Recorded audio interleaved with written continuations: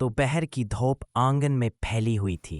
नीम के दरख्त के पत्तों से छन कर आने वाली रोशनी मिट्टी के फर्श पर सुनहरी धब्बे बना रही थी।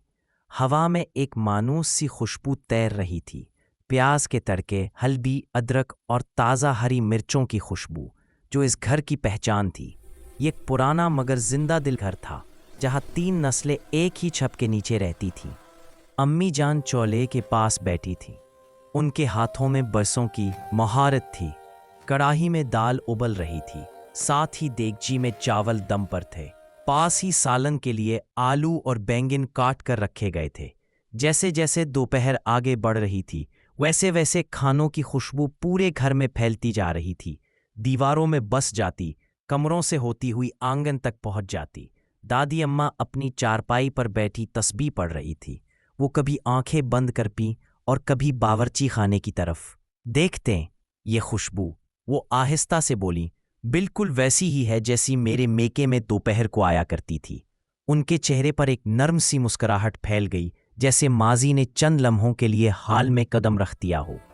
बड़े अब्बू दफ्तर से आने वाले थे, छोटे अब्बू खेतों से वापस आ रहे थे। घर के बच्चे स्कूल से लौट चुके थे और बस्ते एक तरफ रखकर आंगन में खेल रहे थे। कोई गली डंडा खेल रहा था, कोई पंचे, और कोई माँ के इर्द गिर्द मंडला रहा था कि शायद कुछ चखने को मिल जाए। अम्मी जान कभी बच्चों को डांटती, कभी हंसकर रोटी बेलने लगती। दोपहर का खाना वक्त पर होना चाहिए, वो कहती, सब इकट्ठे बैठेंगे तो ही मज़ा आता है। ये जुमला उस घर का उसूल था। खाना सिर्फ पेट भरने का जरिया नहीं था, बल्कि रिश्तों को जोड़ने का बहाना था। बावर्ची खाने में रखे बर्तनों की खनक, चमचों की आवाज़ और चूल्हे की हल्की सी सीटी, सब मिलकर एक ऐसी मौसीकी बना रहे थे जो सिर्फ मुश्तरका ख़ानदानों में सुनाई देती है। ये वो आवाज़ें थीं जो वक्त के साथ गायब होती जा रही थीं, मगर यहाँ अब भी जिंदा थीं। दोपहर के ठीक 1 बजे दस्तरख्वान बिछाया गया। सफ़ेद चादर पर सालन, दाल, चावल, दही और ताज़ा रोटियां रख दी गईं। दादी अम्मा को पहले बिठाया गया, फिर बड़े अब्बू, छोटे अब्बू, अम्मी जान, चचियाँ और आखिर में बच्चे। सब ने बिस्मिल्लाह की और खाना शुरू हुआ। खाने के दौरान बातें भी चलती रहीं। किसी ने फसल की बात की, किसी ने स्कूल का किस्सा सुनाया, किसी ने पुराने दिनों की याद ताज़ा की। हंसी कभी जोर पकड़ती और कभी आहिस्ता हो जाती। दाल का जायका सादा था, मगर इसमें माँ के हाथों की मिठास थी। रोटी गर्म थी, मगर इससे ज़्यादा गर्म वो एहसास था जो सबके दिलों में था।